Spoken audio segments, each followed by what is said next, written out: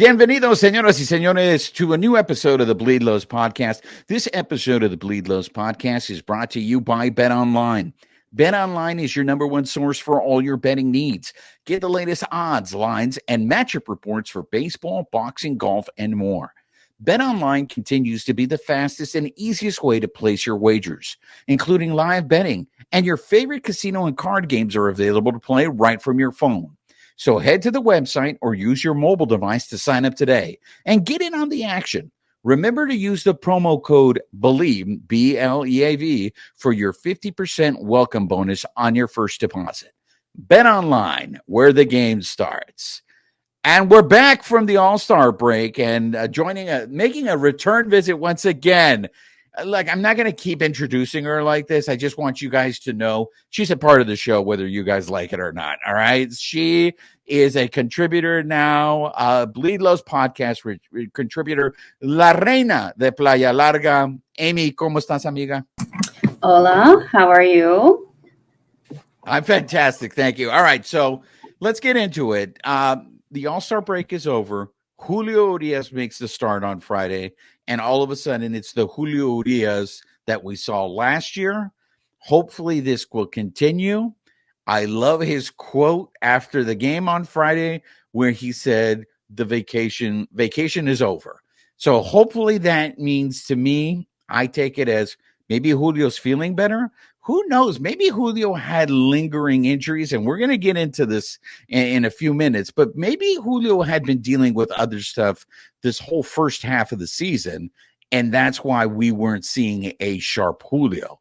But I think it's very encouraging with his start before the All-Star game to his first start coming out of the All-Star game. This start was better than the previous start, so hopefully, like anything with this team, it's about consistency. I am hoping that this is now going to be a more consistent Julio in the second half, and that's going to be huge for the Dodgers. If he's right, that's almost like a trade acquisition in my mind, because we just didn't see that in the first half. Just to recap, the Dodgers took 2 out of 3 over the Metropolitans this weekend. It was a little frustrating Sunday's game. I think you have to tip your hat to Max Scherzer, but if Bobby Miller is able to turn that double play, the Dodgers get out of that inning without a run. Who knows? But the Dodgers had opportunities and they just didn't cash into it. They didn't, cash in. And it's just one of those games today that it just seemed like maybe they were already on that train to Baltimore. Am I wrong, Amie? No, I mean, just the way that everybody was playing today. They did just come back from vacation. They took 2 games, which I think we were discussing, right before the break. That's not too bad. We're still in first place. So, they're going to have an off day every once in a while. We're not going to win every game. So if this was the one we dropped, not the worst thing to happen. So, Babyface, is it fair to say that they were lethargic in this third game? I always hear that adage. Well, they won the series. They took their foot off the pedal.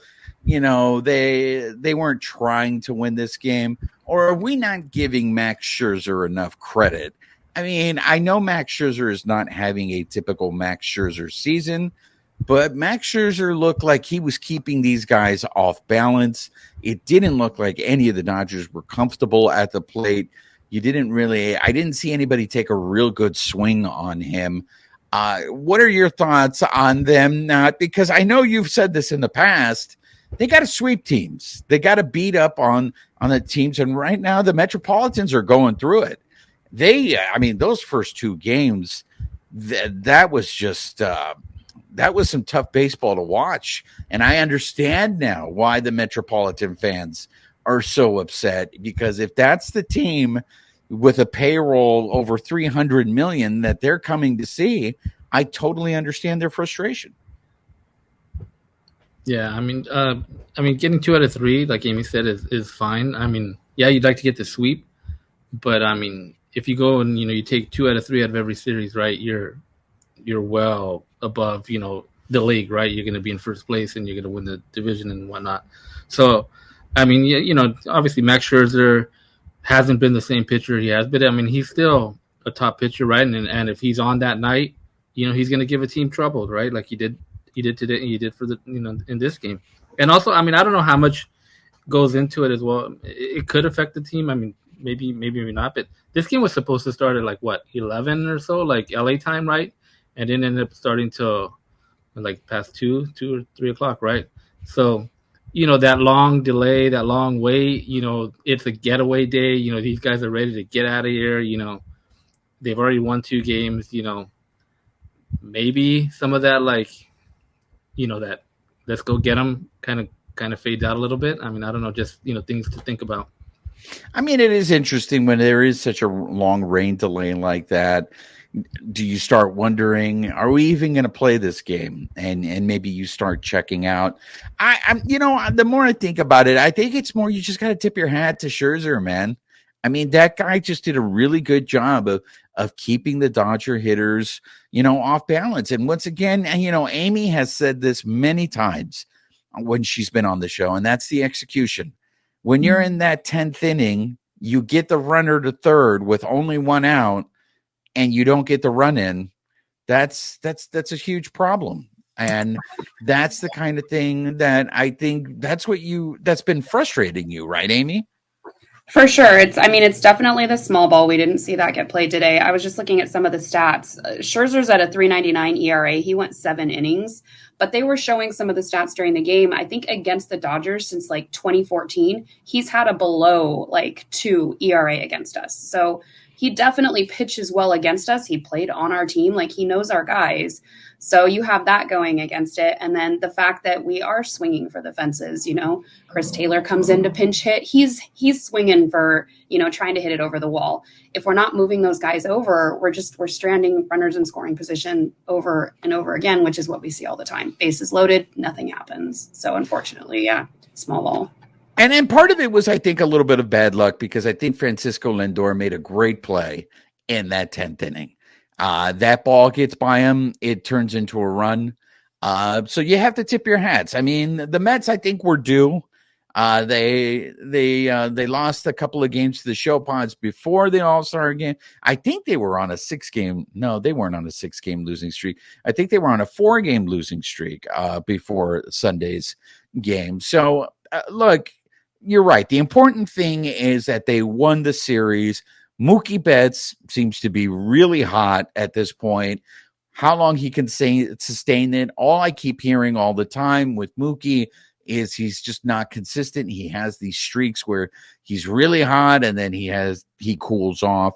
And that's why the argument, I think, was between Mookie Betts and Federico, who's the MVP. It's just with Federico, you know what you're going to get.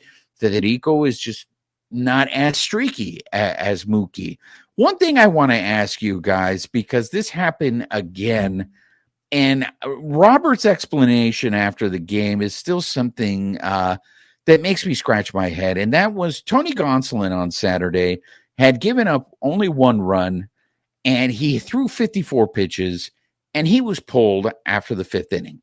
And we've talked about this a lot on this show, and that we need the starters to start giving giving Roberts some length to try to save this bullpen. I think part of the struggles with this bullpen maybe could have been attributed to the fact that they're just overworked.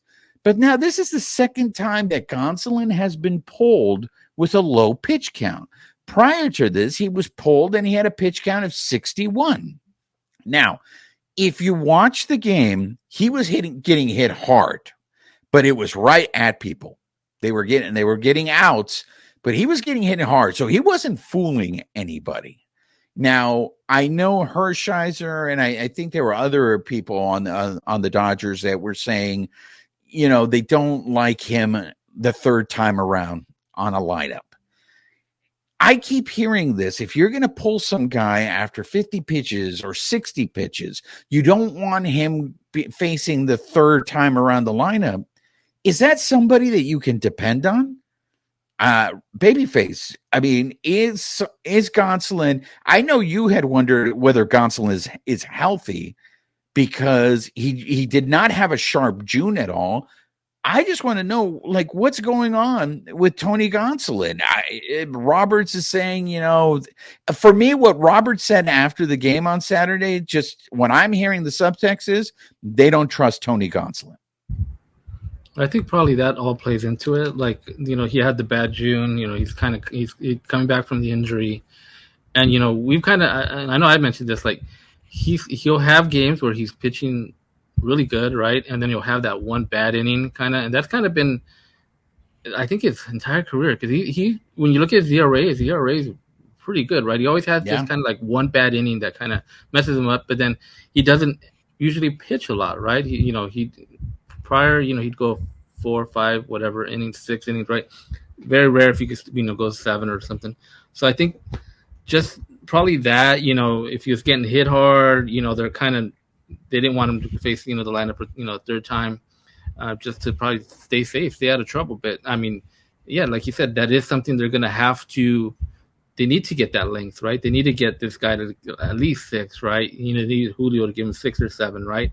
Because like we mentioned before, the pitching staff is thin, right? And we thought we'd have a certain pitcher back this series, right? And we didn't get him back. So the pitching is still very thin.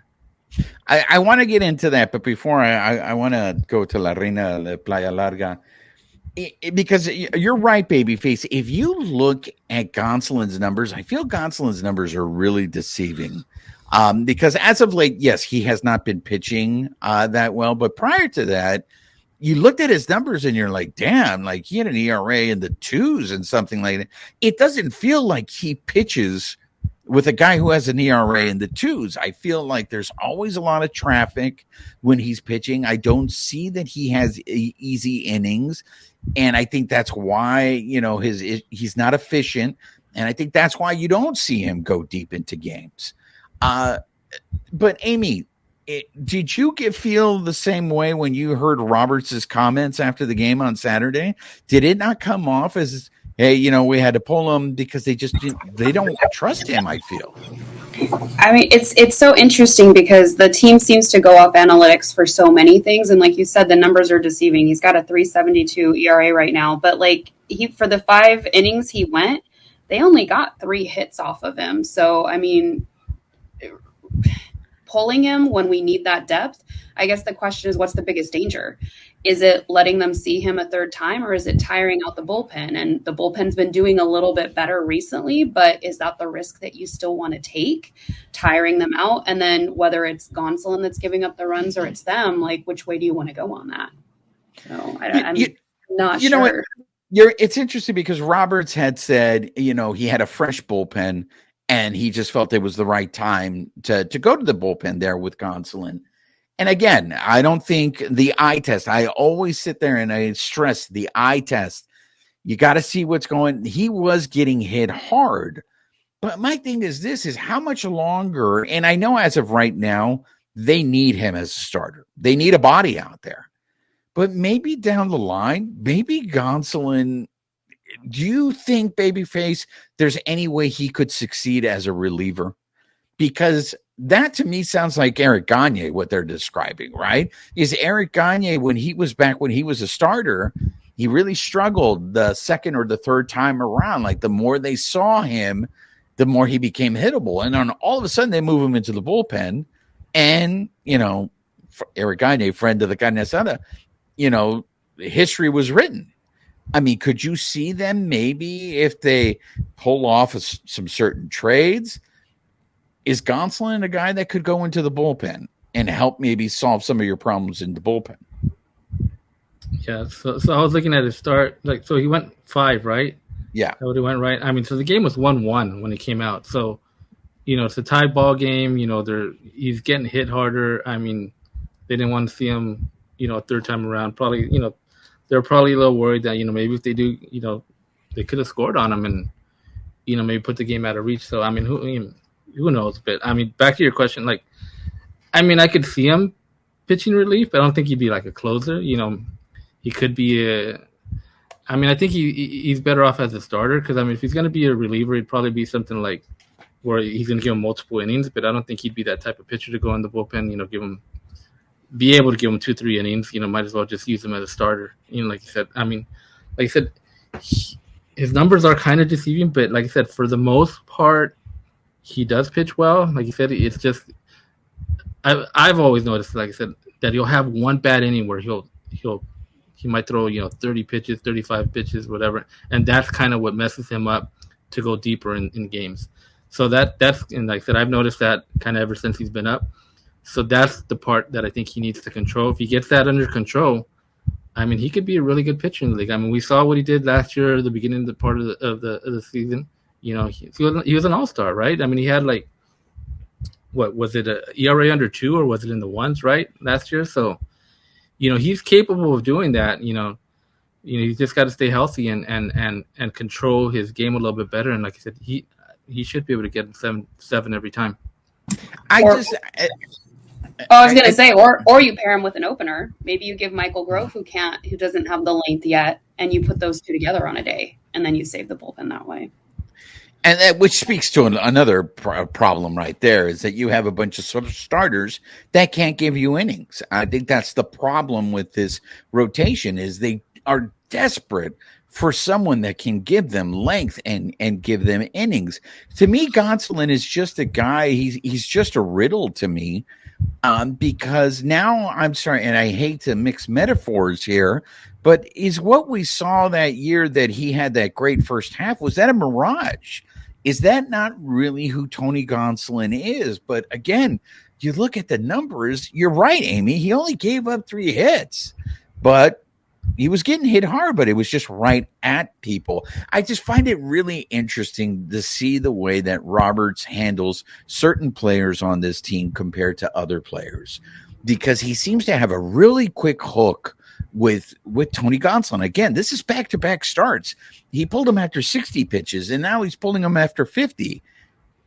For me, you have 50 pitches. Let him start the next inning. If you have already are starting to give the thought process of we got to pull him, I say let him start that 6th inning. If he can somehow get out of that 6th inning unscathed, hey, he gave you 6 strong innings.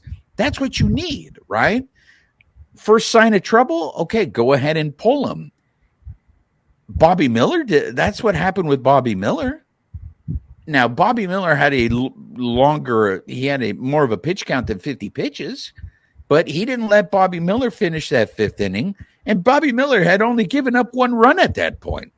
So that's to me what's really interesting is these are the Metropolitans. It's not like they put up huge offensive numbers. The offense was really struggling. So I get what you're saying, Babyface, and that maybe Roberts didn't want the game to get away from him at that point. But I also feel like, hey, you got a pretty good offense. That's probably the strongest part of your team right now is your offense. And if you don't trust that your offense can score enough runs to win, I just feel like this is all stuff that's going to catch up with the team later on or at some point in the season. I think it caught up with them in I think it was June when the bullpen was but now the bullpen's been pitching really, really well.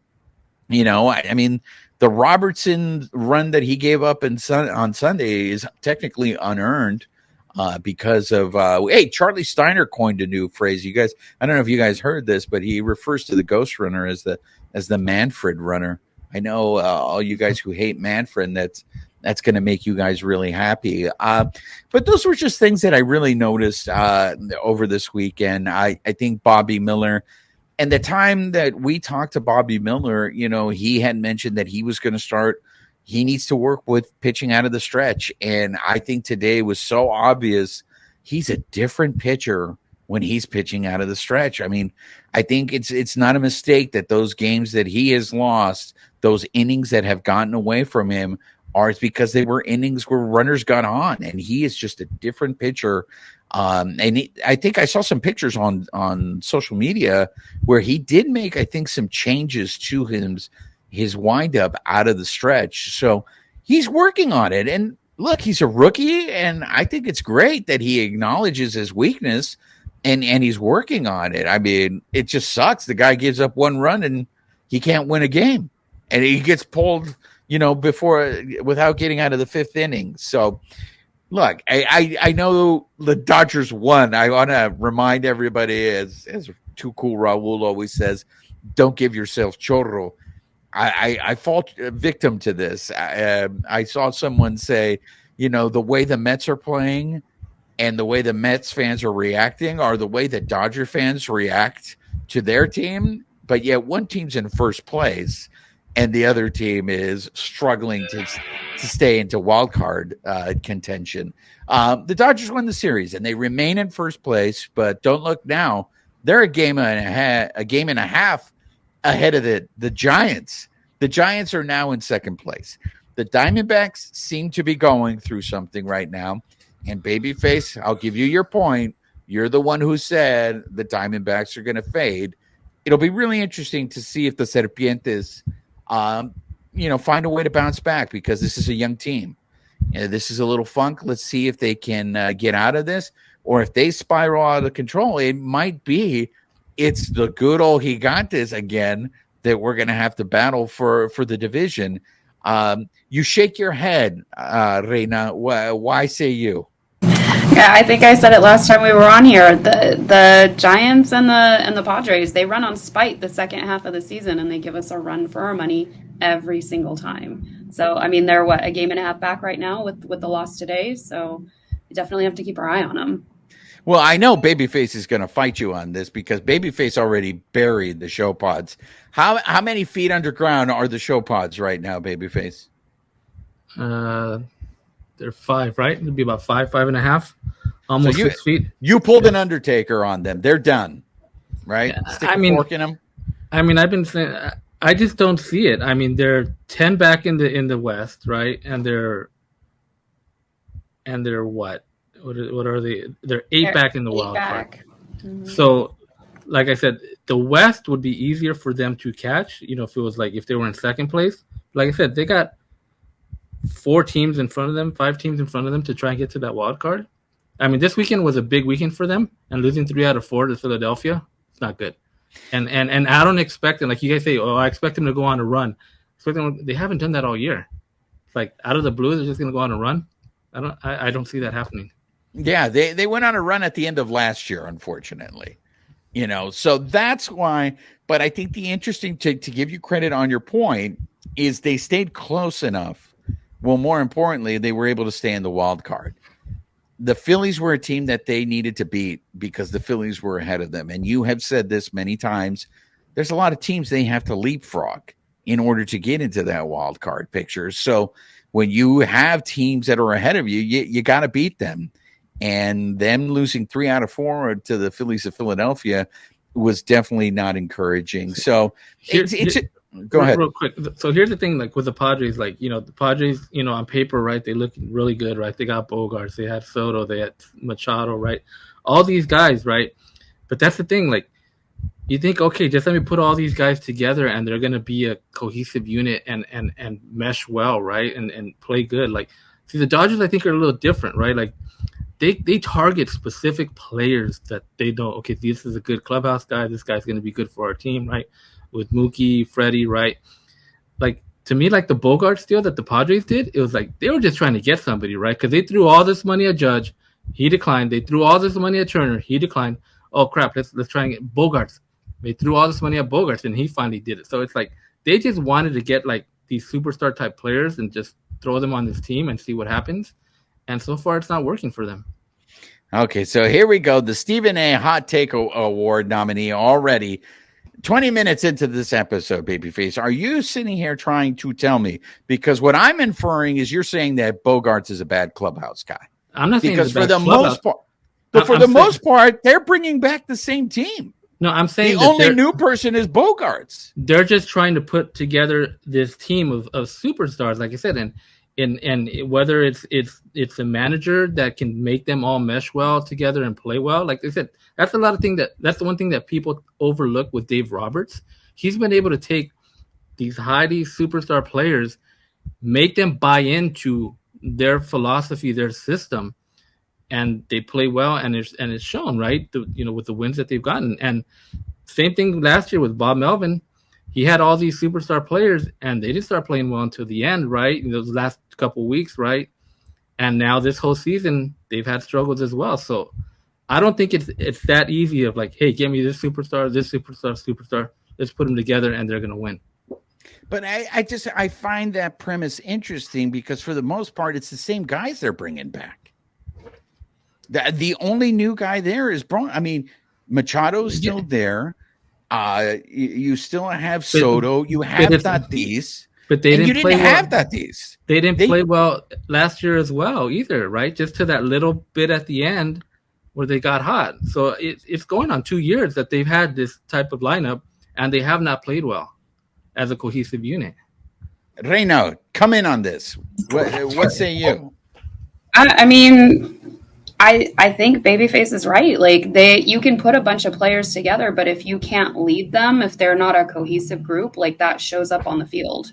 They may get hot here and there, but barring like us, we tend to play down to some of the teams that are a little bit lower caliber. That's just something when we go up against them, that they may end up winning some games, but for the most part, like we tend to lead. They kind of fall into it by happenstance. So if you don't have a good leader, a good manager, I agree. The last 2 years, they haven't been a cohesive group. Well, let's look at it this way. So last year, the superstars on the team were Mookie, Federico, Justin Turner, Trey Turner, Will Smith, right? Those are people that were playing every day, right? And then everyone else were a bunch of, I hate to say that they're just utility people, but they were guys that the Dodgers love to mix and match. So you could say that maybe a little less than half of their starting lineup was made up of utility guys. Are you saying, Babyface, that maybe that's what the show pods need to do, is maybe get some more utility guys? Because what they have are Soto, Tatis, Bogarts, Machado. Those are your guys that you want there every day. Now, Cronenworth is a good dude, is a good player. I think Cronenworth is struggling. Soto said it himself during the All-Star game, is that team is just not hitting. Now, if they start hitting, things are going to change. I just think baseball is just so random and baseball is so stupid, because I just saw the other day that Blake Snell, who's been going on this great tear, and where his ERA, I think, is like under 1 for this stretch.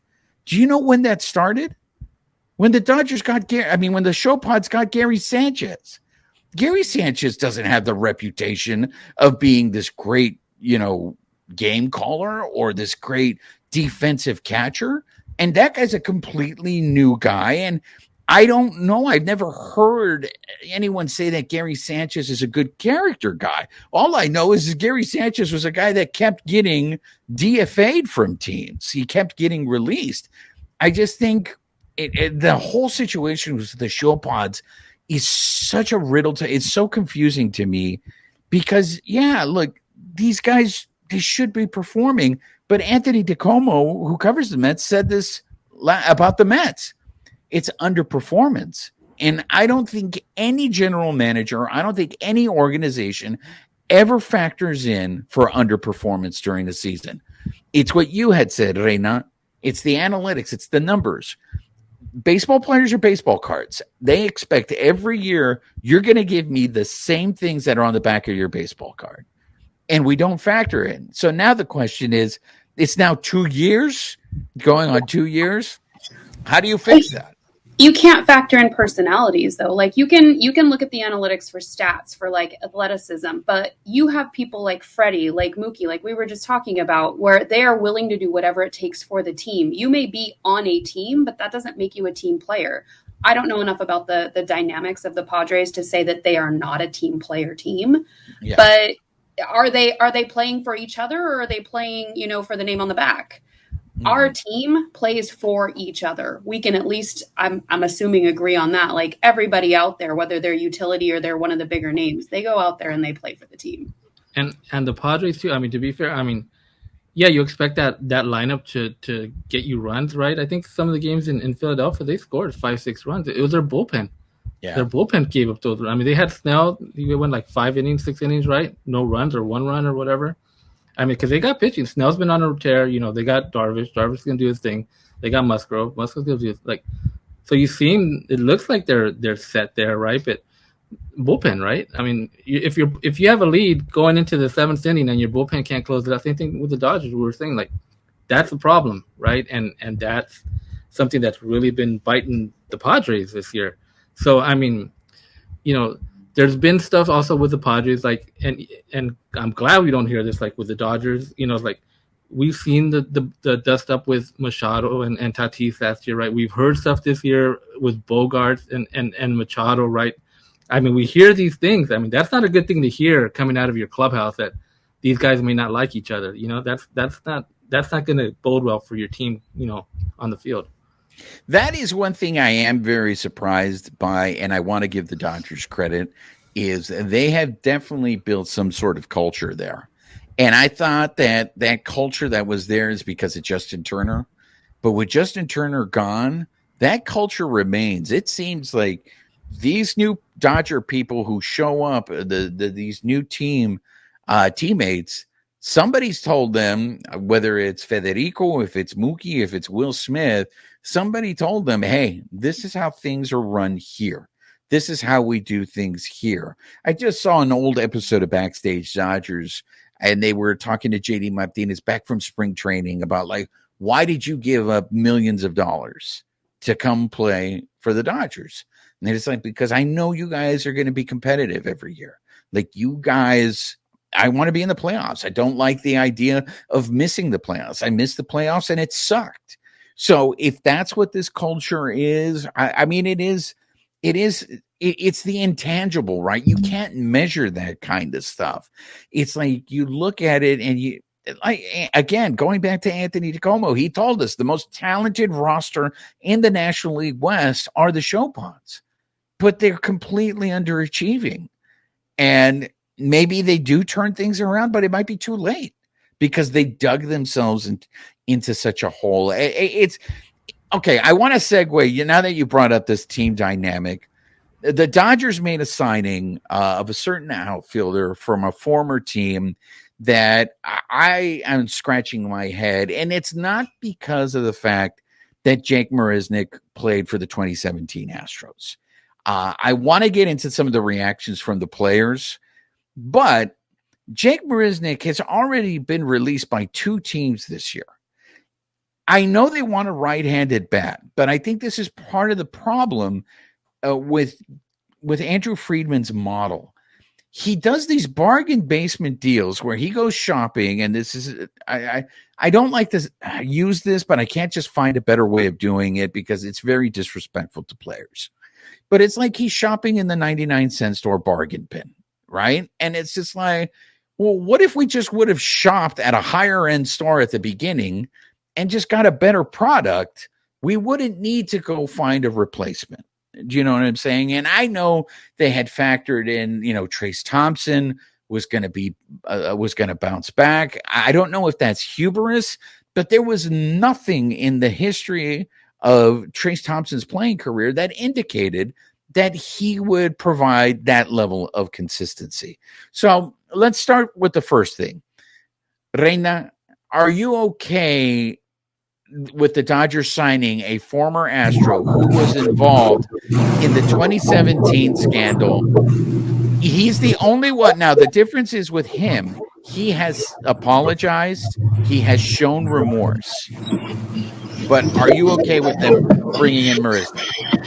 I mean, it's nothing even against some of the players at this point. It's just I have a hard time getting past it. Like, I'm glad he's apologized, but it just, the minute I found out he was on the team from 2017, it just put a bad taste in my mouth, and it always will.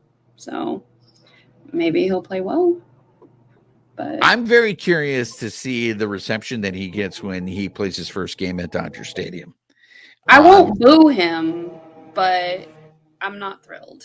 And you know what? I'm sure he's a great guy, and hopefully he'll play really well, but it just gives me pause. Babyface, do you have issues with him? When him with the Dodgers signing an Astro from 2017? Yeah, I mean that whole signing doesn't make sense. I mean, when you look back at, he was, I think, the second highest guy that used the trash can, right, in 17, and I think that was his best season by far, right, that he's had.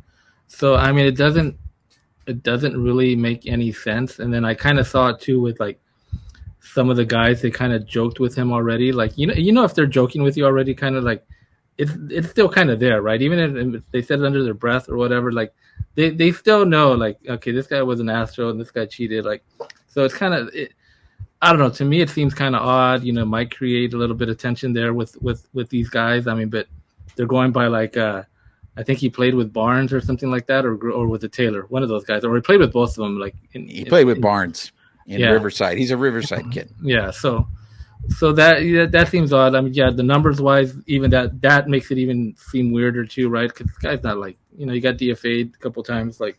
So I don't know if they're just expecting maybe they'll catch lightning in a bottle. He might come in like Trace Thompson did when they picked him up, right? And he did pretty good for them for a couple of weeks. So, I mean, I don't know if they're expecting that. And I don't even know if they're expecting Trace Thompson back, right? I mean, he's got that oblique injury that took out Ryan Pepio for like 4 months, right? So, like, I don't know if they're just, saying, okay, Thompson's not coming back and we just need another guy, right, that hits from the right side to step in there.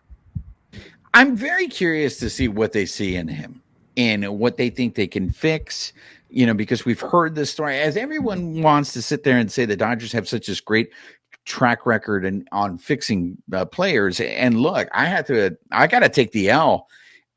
Jason Hayward has been performing. They are getting a lot more out of Jason Hayward this year than I thought they were going to get. Again, it's only he's batting 240. I need to just get over the fact that people just don't hit for average anymore. But I got to ask you guys, like, what is it that Marisnick brings to this team that Johnny DeLuca couldn't give this team? Like, I feel like they didn't give poor Johnny DeLuca a chance. It's like, I feel like the numbers are very comparable. Like, if you put a blindfold, if I couldn't see the player, you just showed me his stats, I think I would have a hard time telling you the difference between Marisnick and DeLuca. Reina, you're bobbing your head. Do you agree with me? I'm pulling up DeLuca's stats right now. I would rather have DeLuca hands down. And again, that's nothing against Marisnick. I don't necessarily want a player from that particular time with the stigma that goes with it. I'd rather have Michael Busch give that kid a shot. We're giving all of the other kids a shot right now. Let him play. Babyface, here's the other reason why I don't understand this move. If they end up trading for a right-handed bat at the trade deadline, are they going to keep Marisnick? Are they're gonna cut him, or is it going to cost someone else a spot on the 40-man roster? I think Marisnick would be probably the first guy to go. I mean, if they pick somebody else up, I don't see, unless somehow, like I said, Marisnick came up and he started just like tearing it up, and he's hitting off lefties and he's doing something, then something that they'd have to consider more. But I think if something comes up, I mean, I think he's one of those temporary guys. Reina, to me, does this not feel like I'm the smartest guy in the room type move, where it's like, this is so unnecessary? Why are we doing this? Or am I just being too hard on Friedman? I mean, we all armchair manage from time to time, right? Like, nobody asks me my opinion, but he obviously has a reason for what he's doing. I mean, we've been to the postseason how many times in the last decade? So, I mean, there is some trust there, even if I don't understand what the motive is. Am I going to question it sometimes? Sure. But at the end of the day, he has the say. So we just kind of watch it play out in our little telenovela, right? Absolutely. That's why I can't wait until Marisnick's first at-bat at Dodger Stadium to hear what the fans have to say. And I'm also curious, maybe we should do an over-under right now, how long Marisnick stays on this team. Because I am not confident at all that he's going to be on this team by the end of the year or even on the playoff roster? Babyface, what say you? Right now, I'd probably say through at least trade deadline. So a couple weeks. Reina? You're on mute. Oh, it helps if I'm not on mute. I think they DFA him maybe by the end of August. If something else comes up, DeLuca comes back up. Yeah, I think that's that. Unless he, like I said, if Friedman does prove that he is the smartest guy in the room, I will be the first one to come on this show and apologize. But I don't see him being on this team by the middle of August. I'd be very, if he did, then that means he's performing, and which is a good thing. One other thing that I want to segue before we end the show is I want to talk about this Clayton Kershaw situation where we all thought, it's not that we thought it, it's basically what we were told. You guys tell me if I'm wrong, but we were told that, he's Kershaw's, we're going to put him on the IL. This is a precaution. He'll be good to go after the All-Star break. Now, all of a sudden, we're told that Kershaw is going to stay out until August, and we're hearing from his doctor that there still isn't anything wrong, but he just needs more time to heal because it hasn't completely healed. Mind you, we still haven't been told other than that it's shoulder inflammation. So a two-part question. Here comes the first part. Reina, are you concerned about this Kershaw injury? Is this much ado about nothing, or something's going on here? I feel like there's a lot more secrecy this year. Kind of like you said, even like was Urías, was Gonsolin, have they been playing a little bit injured? The same thing with Kershaw. It's been very hush-hush since it happened. He thought he'd be back, maybe even pitching before the All-Star break. Then that gets pushed back. And now it's still, we don't really know what's going on. Eric Stevens wrote a really great article where he was talking, I think they were talking to Kershaw about this, where, he's going to be throwing really hard at practice, but he's also supposed to be resting it. So even Kershaw's a little perplexed by it, but he trusts what the doctor has to say. So at that point, I hope he's coming back. I hope it's not, any worse than they think. And it really just is shoulder inflammation, but it's hard to know when there's not much out there, and I get them wanting to protect the information. So we just don't really have a lot to go on. Babyface, are you concerned at all by the Kershaw injury? I'm not. Like Amie said, there's been so much secrecy with it. He just came out and they're going to take a look and see what it was. And then, they said he should be back after the All-Star break. And we don't. And then he even, right now, when he said, doctors just told me I should take more time off, but he doesn't go into what it is. So it kind of makes you think this is kind of his annual break right in the middle of the season, kind of after the All-Star break. Hint, wink, wink, hint, hint. He's a little bit injured, and he's gonna get some time to rest, get reset for the end of the second half, and going into the playoffs.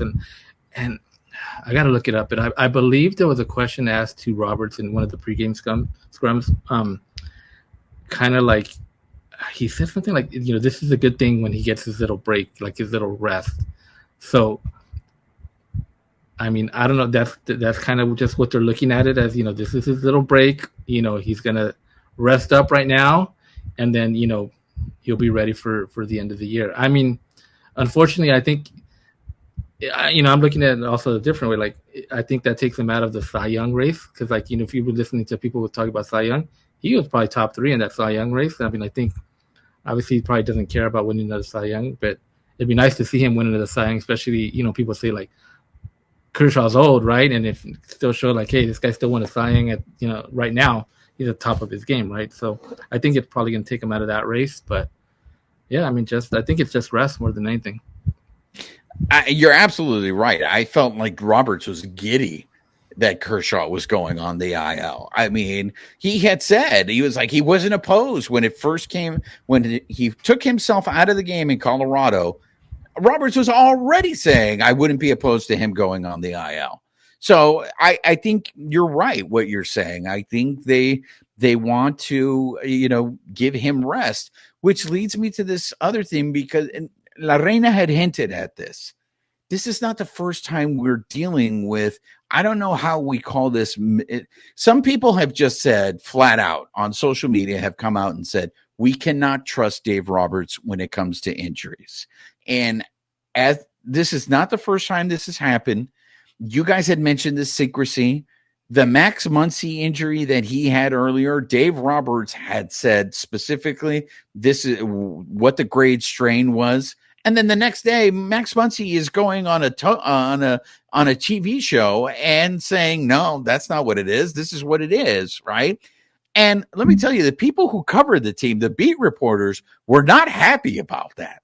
They were sitting there like, look, we're reporting this because this is what Roberts told us.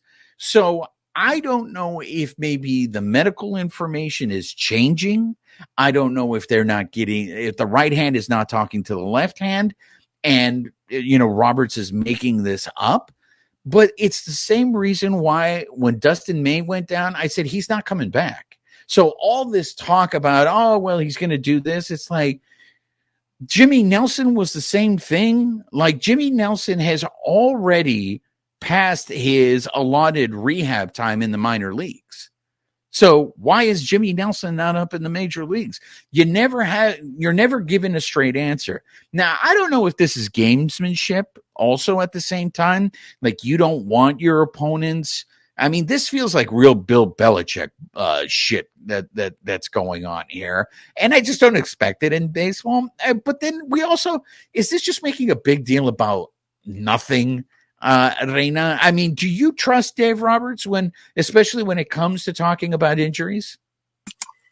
I guess I just kind of default to there's nothing we can control about this, right? But he's going to be out for as long as he's out, and the information probably does change pretty quickly. And there's got to be some level of protecting the player too, and maybe not just from, the opposing teams, but maybe from themselves. I don't want to give them unrealistic, deadlines of when. Are you playing the HIPAA card? Are you playing the HIPAA card right now? I'm playing the devil's advocate of like, I guess I get why they probably don't say anything, but do I like it as a fan? No, but I also can't do anything about it. So that's my devil's advocate answer.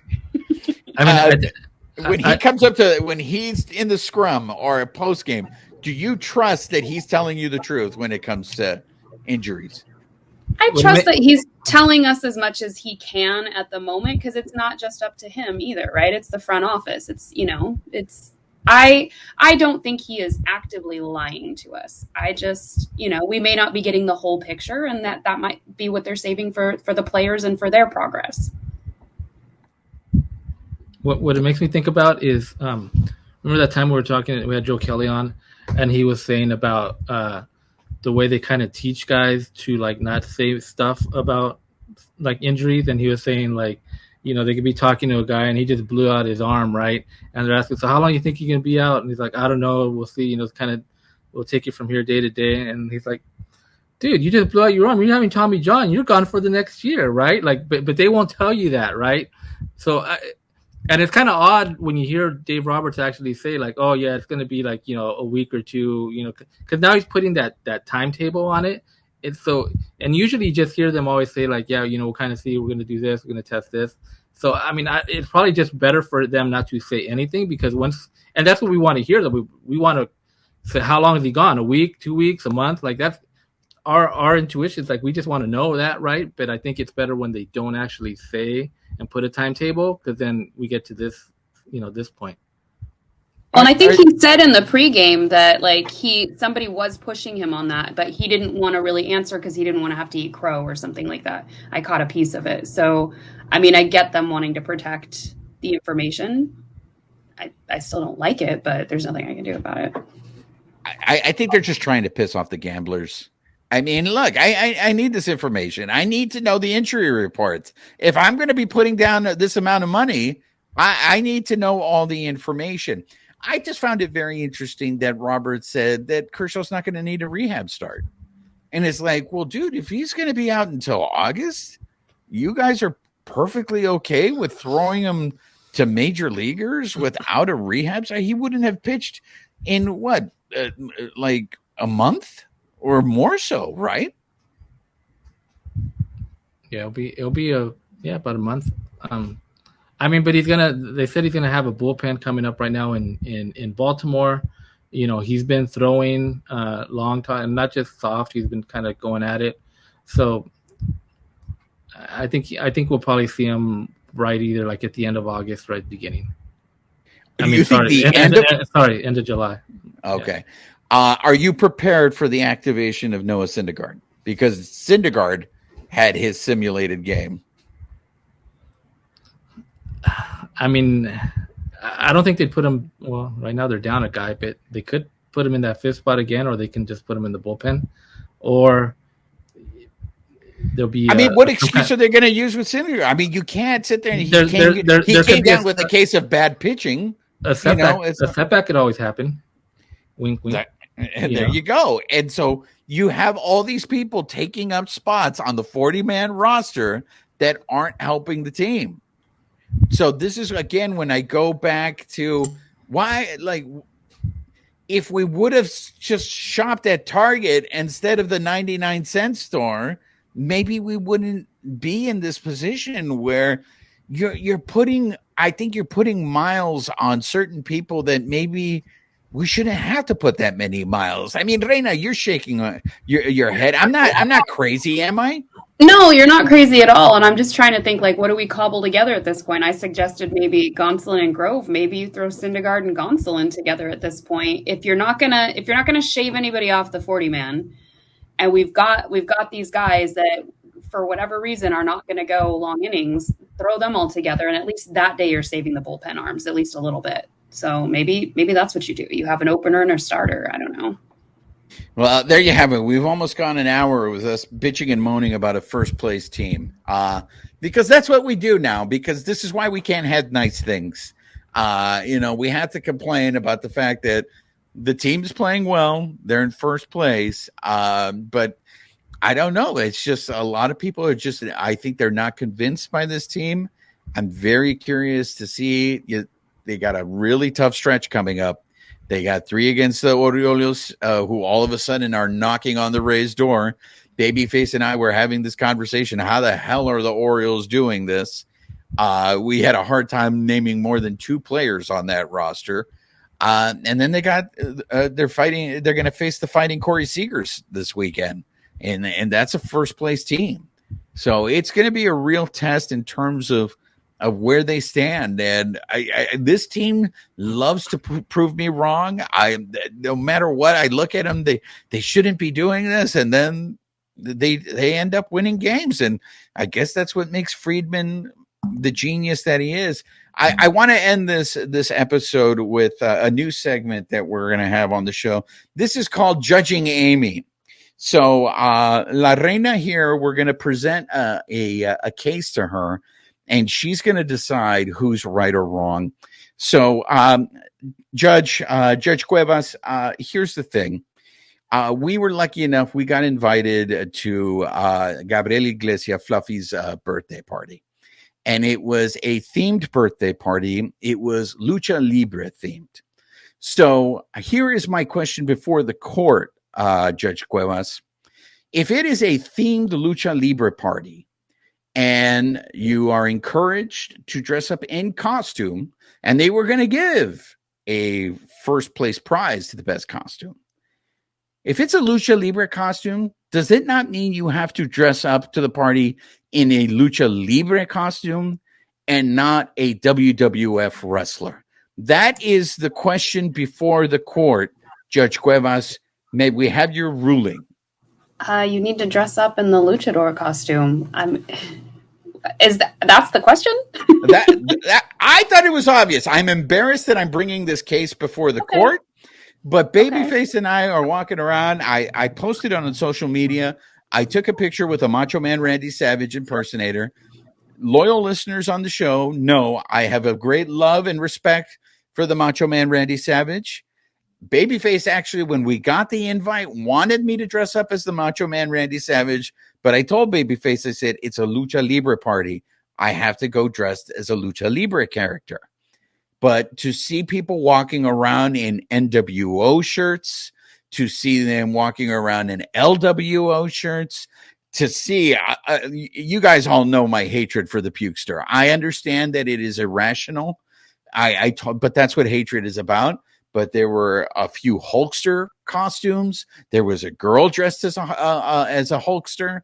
I just, for me, I will say that I want to add another case real quickly. The Nacho Libre costume, is that not a lazy costume for a Lucha Libre party, Judge Cuevas? It is. It is. You would need to go like full Lucha Libre. Like you have to. Encouraged is not the word. And I'm glad to hear that everybody here went appropriately dressed. So I will say this, Babyface, that was not a dig at you, even though you did wear a Nacho Libre mask, but you didn't go in full costume. This was more to how many Nacho Libre people we saw at this party, where it's just like, come on, bro. You had to, I mean, La Princesa de Picolandia is not here, but you can see the pictures. We posted them on social media. La Princesa de Picolandia went all out in her. She's got this new character now. She is La Traviesa Rosa. We're coming out with Lucha Libre names for those of us on the Bleed Those podcast. So for Judge Cuevas, we need to, first of all, we need to see her in her Lucha Libre costume. And then we have to come up with a Lucha Libre name for her. We need to come up with one for Babyface.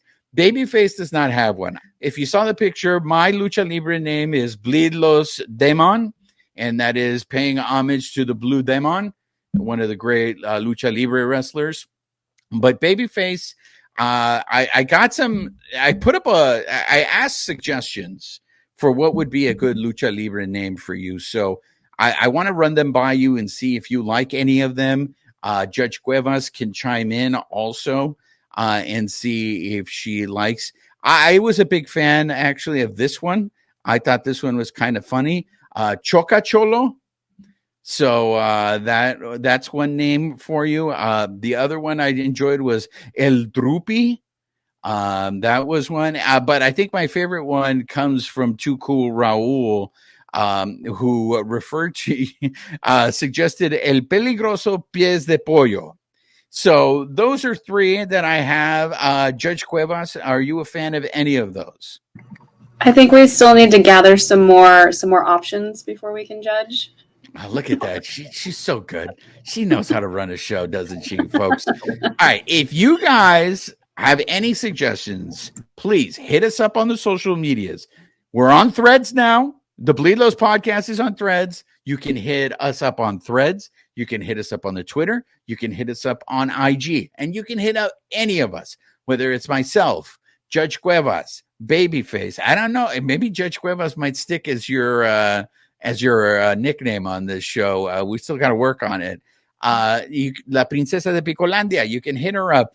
We need to find a good Lucha Libre name for Babyface. Unless, Babyface, do you have one for yourself that you want to go as? I don't have one. I haven't thought about that. But, I mean, in my defense, though, I was in full Lucha Libre, like, character style as when they hit the streets, right? They're in their street clothes, but they got their mask on to conceal their identity, and that's how that's what you were doing. Yeah. Oh, okay. I didn't understand the costume. I couldn't reveal my identity, right? So I had to wear the mask, but I was in my street clothes, just being out and about. Okay. All right. It's like the hybrid Latino Clark Kent, if he was still took his glasses off. I will leave that up to the listeners. If any of our listeners want to call bullshit on that, please go ahead and let us know. But anyways, a big thank you to Gabriel Iglesias and wishing him a happy birthday. It was a great party. He did not have to do what he did. The fact that he extended the invite to us, we were very grateful to him. Happy birthday, Fluffy. You know how to throw a great party. It was the Pachanga in Tijuana for sure. For those of you listening to this podcast, if you're coming across it for the first time and want to know why we're talking about Lucha Libre here, look, we're wrestling fans on this show, so you're going to get used to it. So make sure you're subscribed to the podcast. Subscribe to our YouTube channel. You can watch these shows. You can see our pretty faces. The show's getting a lot prettier now that Judge Cuevas is coming on the show on a regular basis. So subscribe to to our YouTube channel. Subscribe to the podcast. Follow us on social medias. As I said, we're on Twitter. We're on Threads. We're on Instagram. Yo ha sido su servidor, Juan Ramírez, de parte de mis colegas Amie Cuevas and Babyface. Nos vemos para la próxima. This episode of the Bleed Lows podcast has been brought to you by betonline.ag, where the game starts.